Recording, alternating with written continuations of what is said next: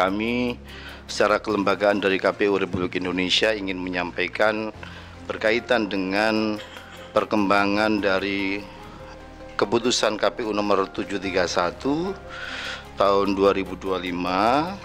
Pertama, KPU sebagai lembaga publik berkomitmen untuk senantiasa terbuka, inklusif dalam tata kelola informasi untuk pelayanan informasi yang lebih luas serta tidak membatasi akses masyarakat terhadap penyediaan informasi bagi publik.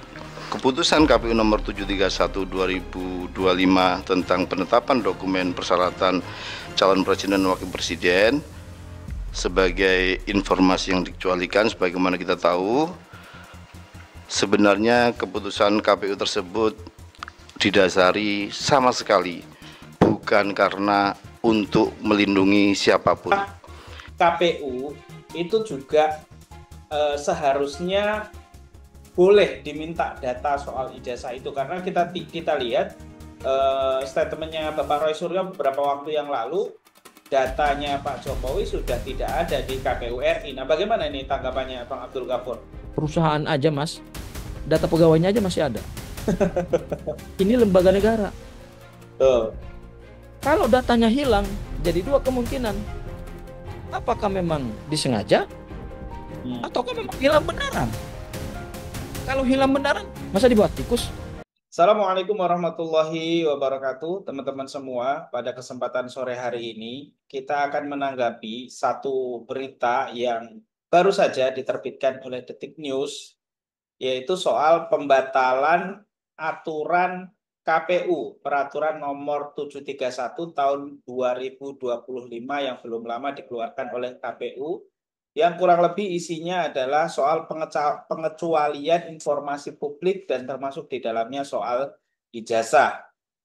Nah, pada hari ini, hari Selasa 16 September 2025, secara resmi KPU melakukan konferensi pers membatalkan peraturan tersebut. Yang menyampaikan adalah Bapak Afifuddin. Dia juga yang menandatangani peraturan KPU, yang kemudian mengecualikan dokumen yang kemudian menjadi informasi publik tersebut.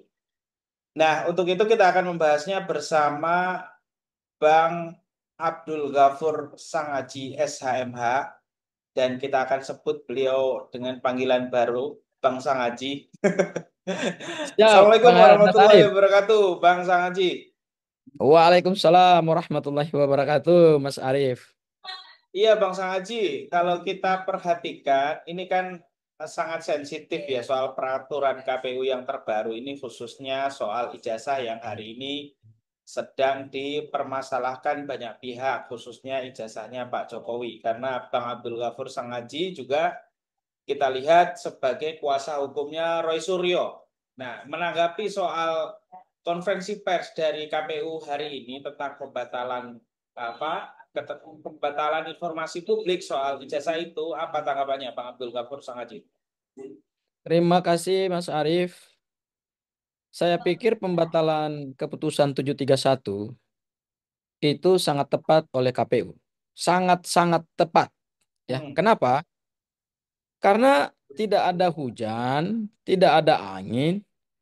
Kok tiba-tiba terbit keputusan KPU 731 tahun 2025, yaitu mengenai informasi publik yang dikecualikan.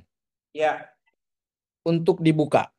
Artinya ada 16 informasi yang ditutup dari publik. Betul. Itu berkaitan dengan data pasangan calon presiden dan wakil presiden. Ini tidak ada badai, tiba-tiba muncul keputusan KPU. Karena gini, KPU itu kan lembaga penyelenggara pemilu. Kewenangannya diberikan oleh undang-undang. Dia tugasnya adalah menyelenggarakan rangkaian pelaksanaan pemilu baik presiden, wakil presiden, legislatif, ya, pusat dan daerah termasuk juga DPD RI, kemudian juga pemilihan eksekutif, gubernur, wali kota, sampai kemudian pada bupati.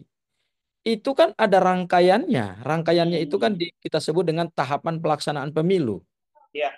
Dari mulai masa persiapan, ya, masa pendaftaran calon, kemudian juga ada masa kampanye, masa pencoblosan atau masa pemilihan atau pemungutan suara, masa pengumuman kepada masyarakat, kemudian kalau ada sengketa atau dispute dibawa ke Mahkamah Konstitusi. Hmm. Nah ini rangkaian pemilu 2024-nya kan udah selesai gitu loh. Hmm. Jadi sangat tidak kontekstual. Timingnya nggak tepat ini. Keputusan 731 dikeluarkan oleh KPU RI lagi, ya. Karena kalau itu mau dikeluarkan, seharusnya itu dikeluarkan sebelum pencoblosan, sebelum pemilu atau sebelum pendaftaran pasangan capres dan cawapres. Lah ini kan udah Hmm. selesai, gitu. Itu satu hal. Ya. Hal yang kedua, ini keputusan KPU 731 ini muncul di momen yang tidak tepat atau momen yang salah. Kenapa? Karena sedang rame-ramainya orang mendiskusikan, ya, secara publik orang mendiskusikan, bukan hanya mendiskusikan, tetapi ini menjadi satu persoalan hukum. Ijazah seorang ayah dan seorang anak, Hmm. yaitu Bapak Joko Widodo, Presiden RI yang sudah pensiun itu, kemudian dengan anaknya, Mas Gibran, yang saat ini adalah Wakil Presiden. Ya, ijazah kedua kedua kedua orang ini, yaitu Hmm. tadi saya sebut bapak dan anak, ya, Hmm. itu ijazahnya sedang dipersoalkan secara hukum dan didiskusikan secara sosiologis di masyarakat dan sedang viral di tengah-tengah kehidupan berbangsa dan bernegara kita. Kok tiba-tiba muncul gitu loh keputusan 731 yang menutup ruang bagi publik untuk mengakses informasi yang berhubungan dengan data capres-cawapres. Hmm. Ini data capres-cawapres loh yang Hmm. ditutup ini.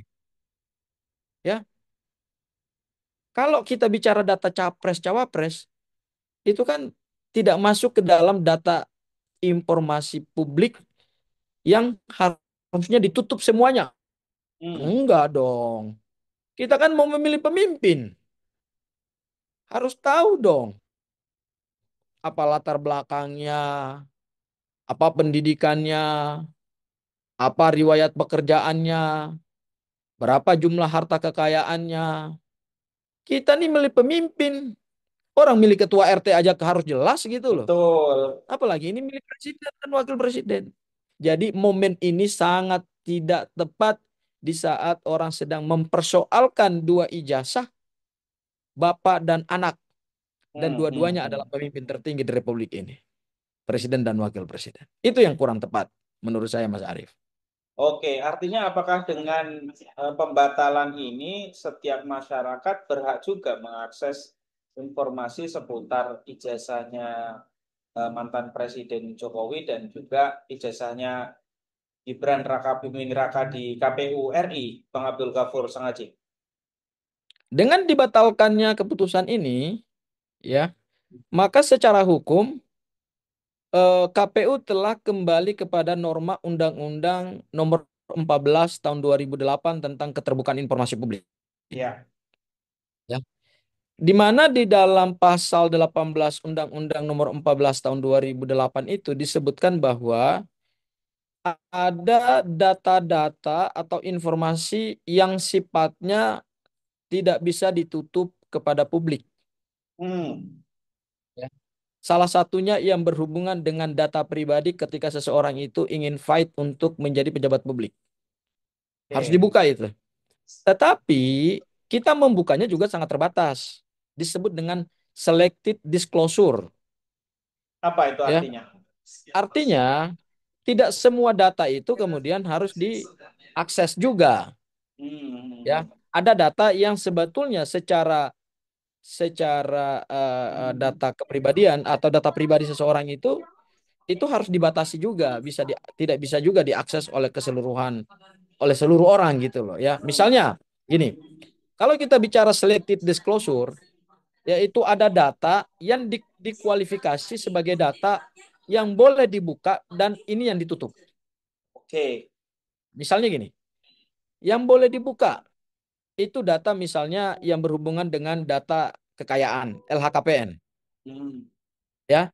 Data berhubungan dengan SKCK bahwa orang ini Hmm. tidak pernah terlibat tindak pidana, ya. Data yang berhubungan dengan kurikulum vitae, Hmm. ya.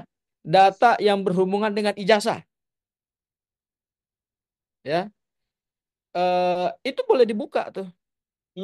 Tapi Hmm. kalau data yang berhubungan dengan KTP riwayat misalnya. kesehatan, nggak boleh itu, Hmm.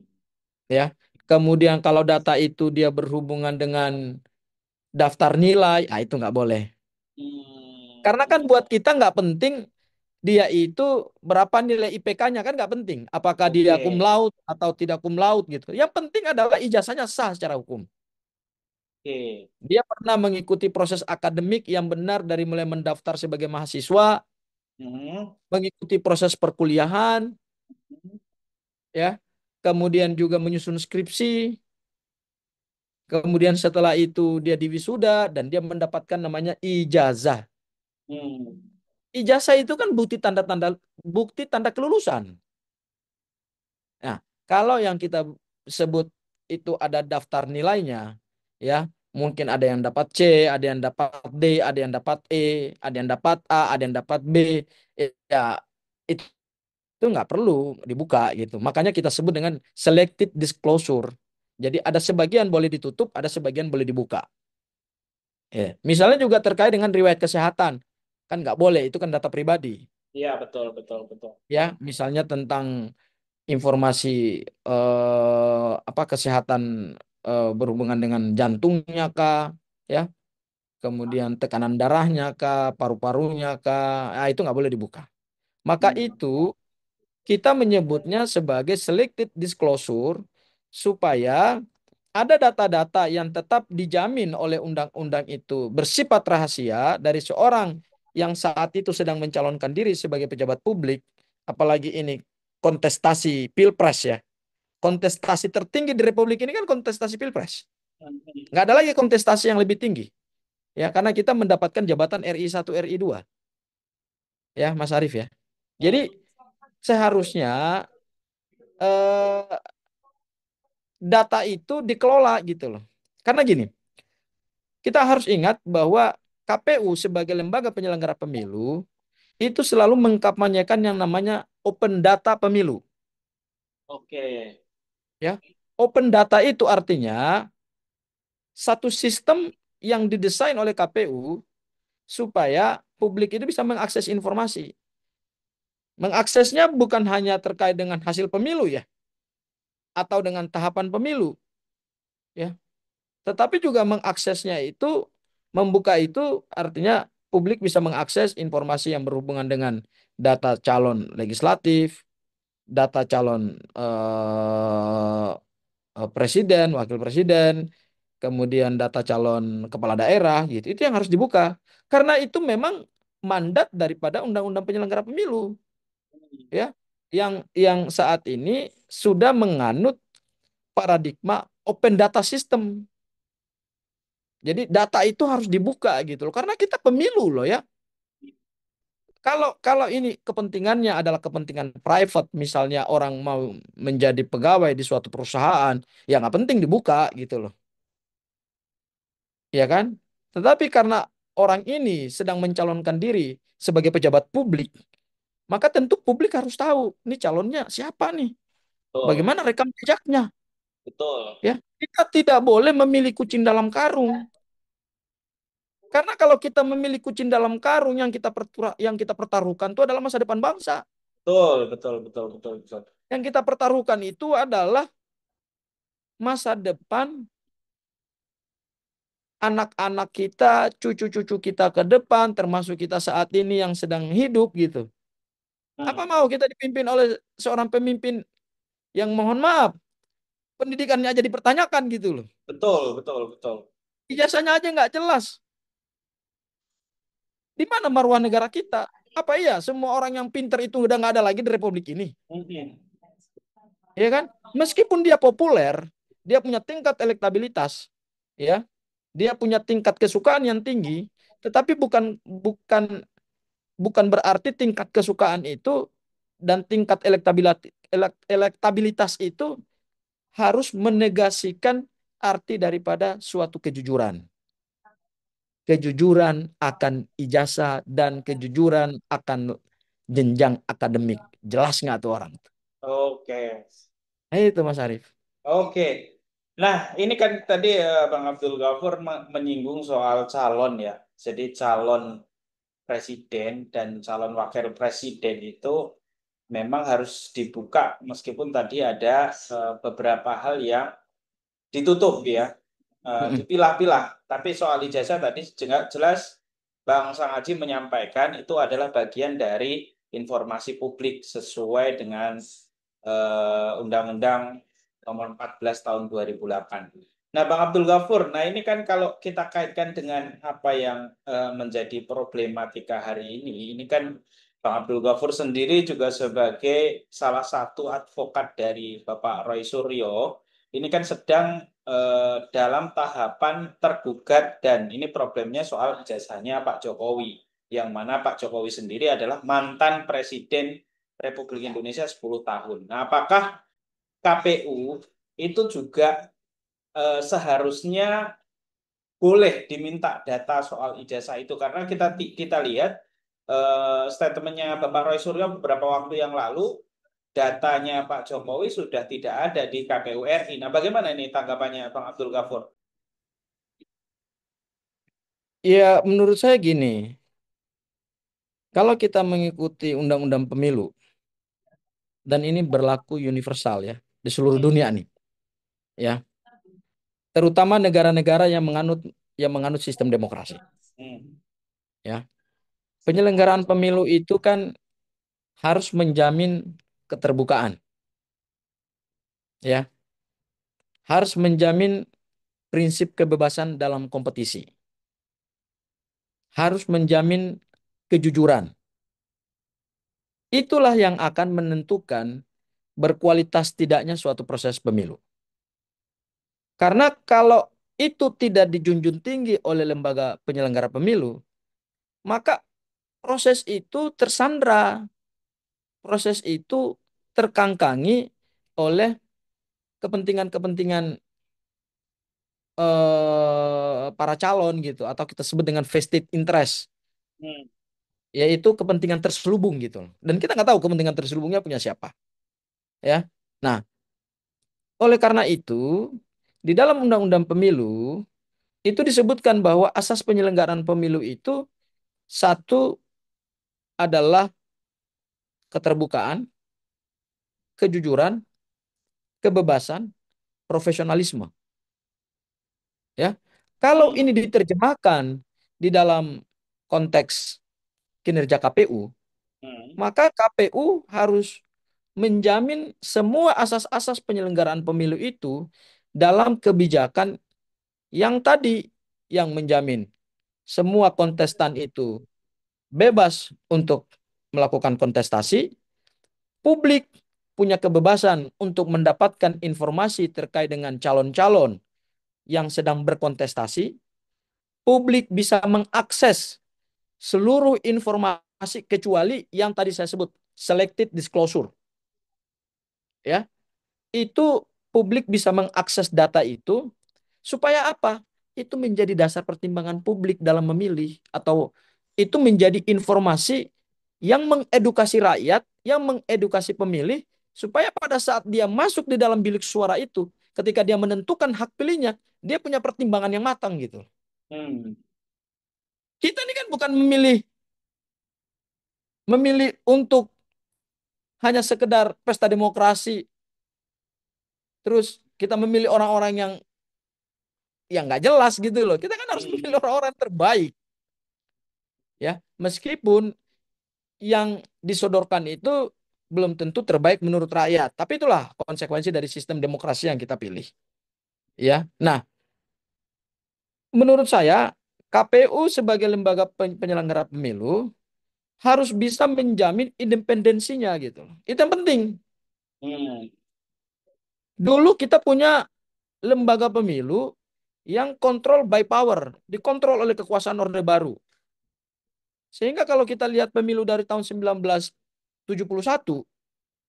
pemilu pertama di zaman Orde Baru, sampai kemudian pemilu tahun 1997,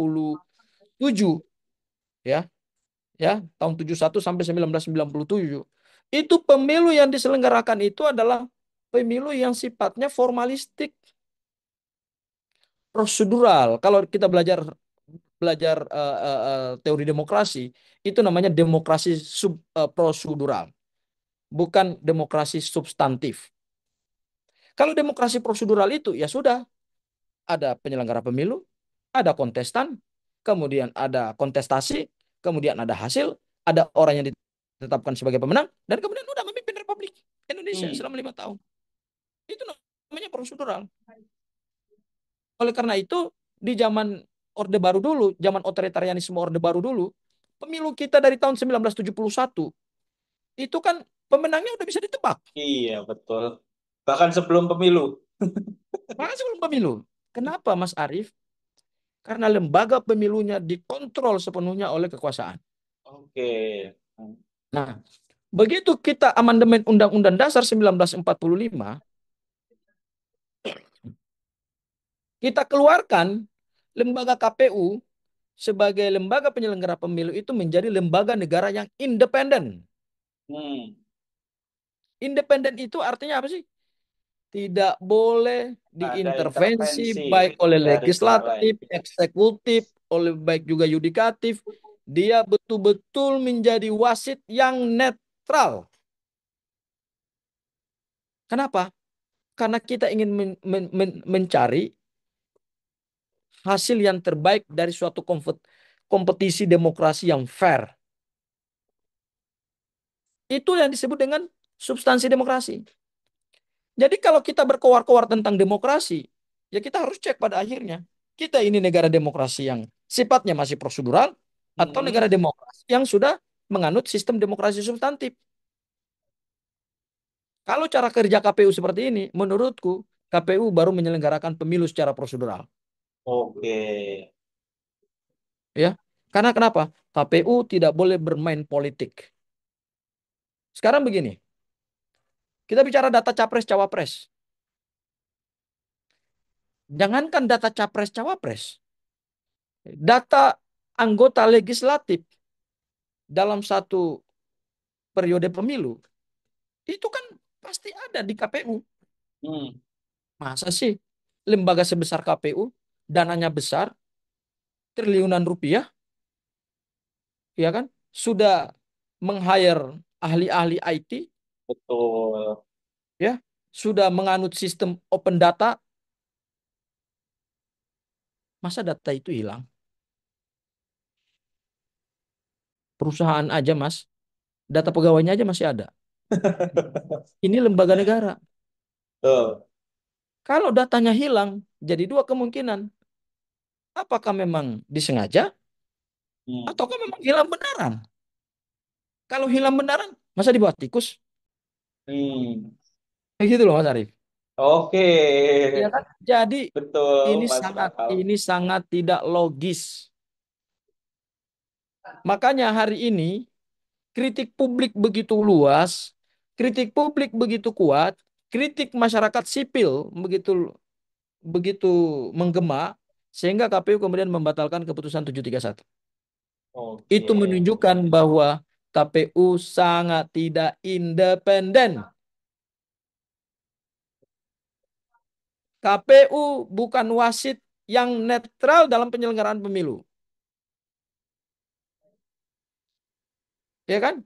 Karena aku udah Ya. bilang tadi, kalau ini dibiarkan seperti ini, ya rusak sistem demokrasi kita. Karena momentumnya nggak tepat.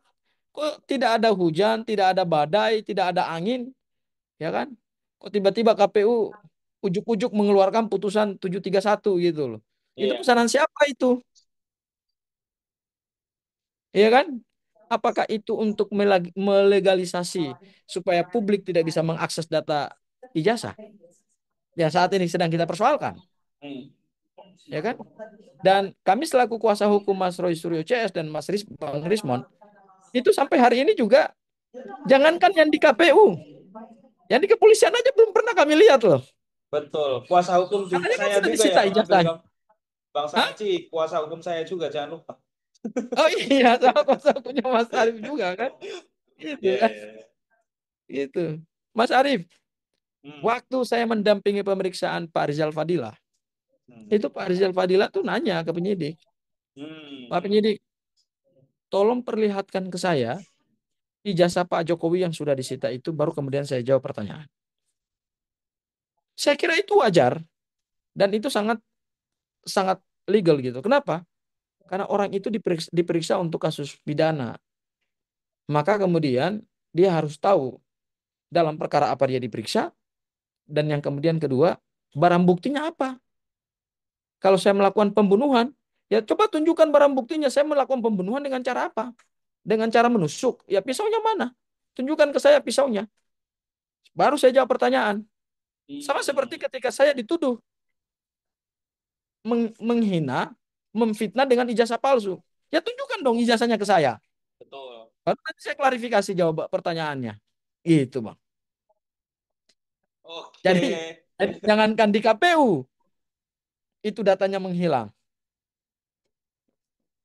Di Polda Metro Jaya saja yang sekarang adalah sudah proses penyidikan, itu ijazah Pak Jokowi itu sampai hari ini secara fisik tidak pernah diperlihatkan oleh penyidik. Kemudian yang kedua, berita acara penyitaannya pun tidak pernah dilihat oleh para terlapor-terlapor itu, ya, gitu. Jadi ini barang masih goib, Masih goib. masih goib. Oke. Karena goib itulah, makanya KPU membuat makin goib, gitu kan.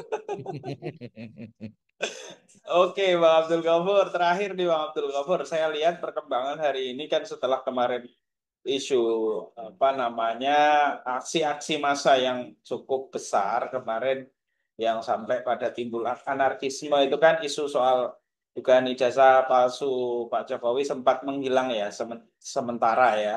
Dan kayaknya akhir-akhir ini sudah mulai mencuat kembali dengan nanti malam kayaknya ada acara juga di Rakyat Bersuara akan soal ijazah besok malam juga di head to head juga Bang Abdul Ghafur juga baru saja kemarin ya Bang Abdul Ghafur ya di Kompas TV ya Bola liar, bola liar. bola liar kemarin kan ya acaranya Hmm, hari apa ya?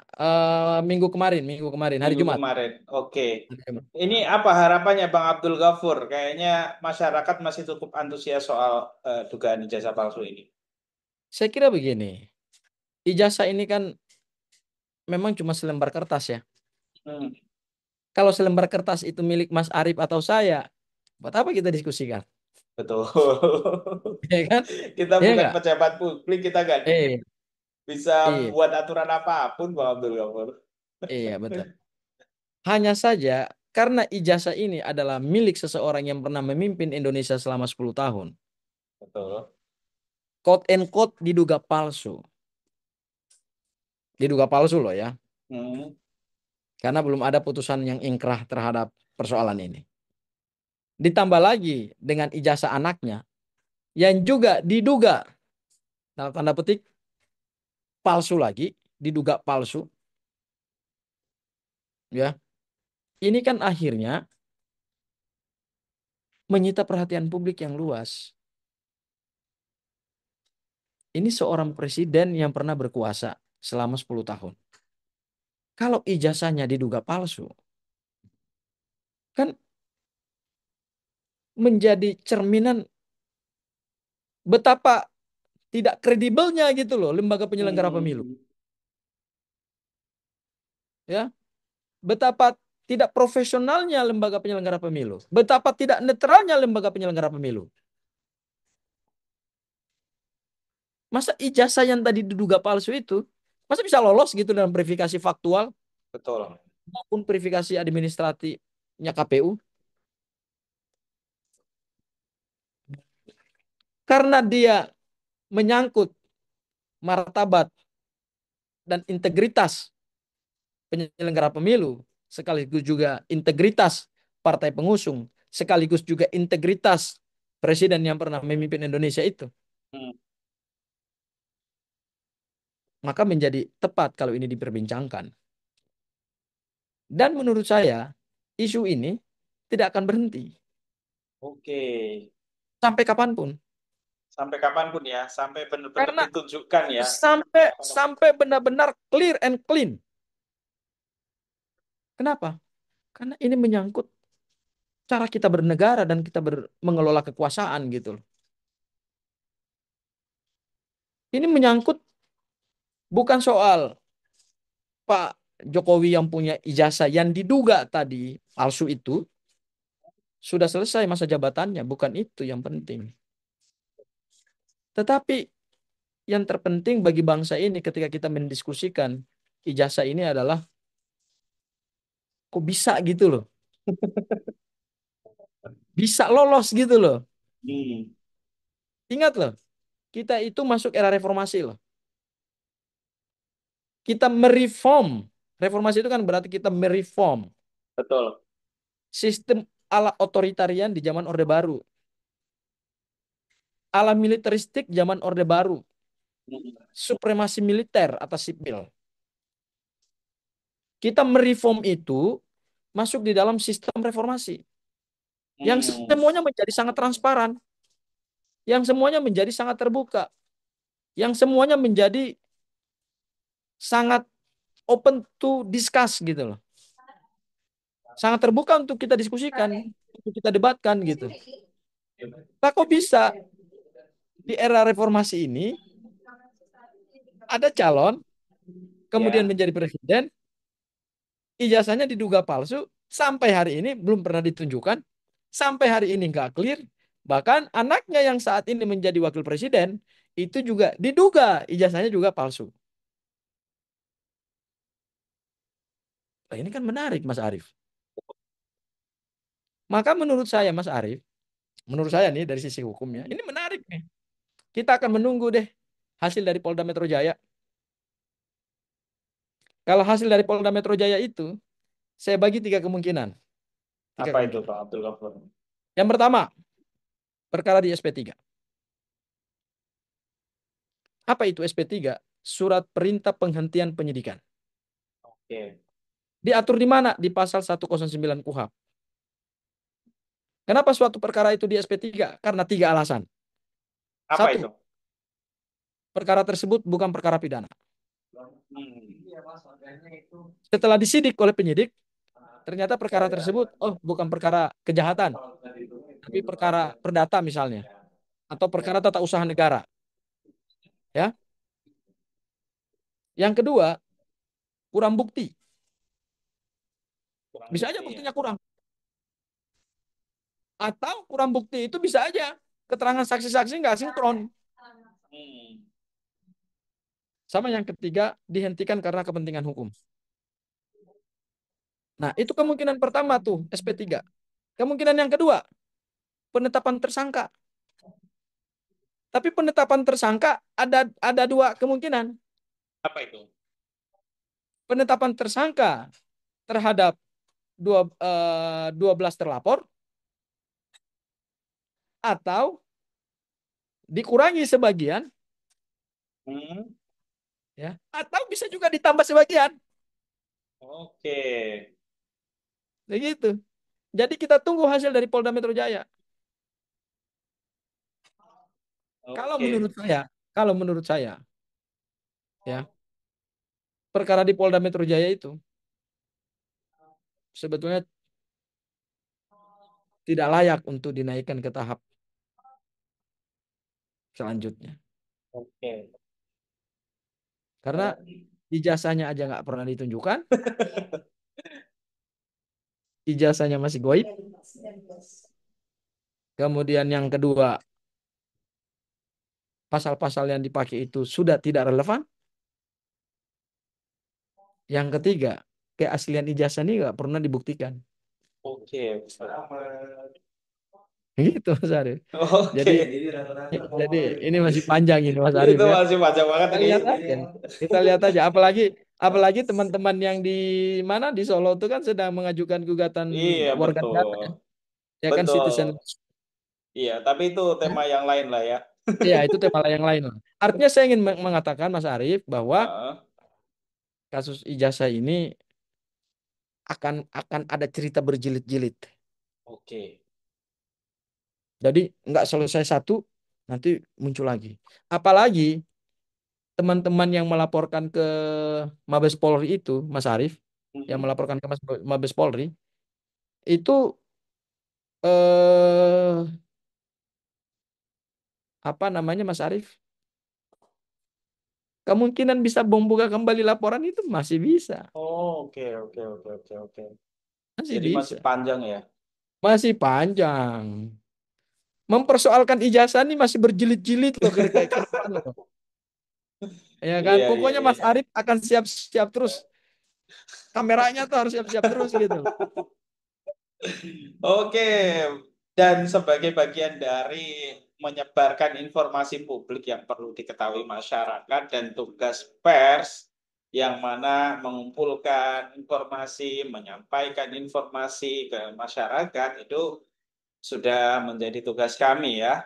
Dan mudah-mudahan ini bermanfaat juga untuk masyarakat agar tidak ada kita kembali ke orde baru dulu. Kita sudah reformasi, jadi kebebasan berpendapat dijamin oleh undang-undang.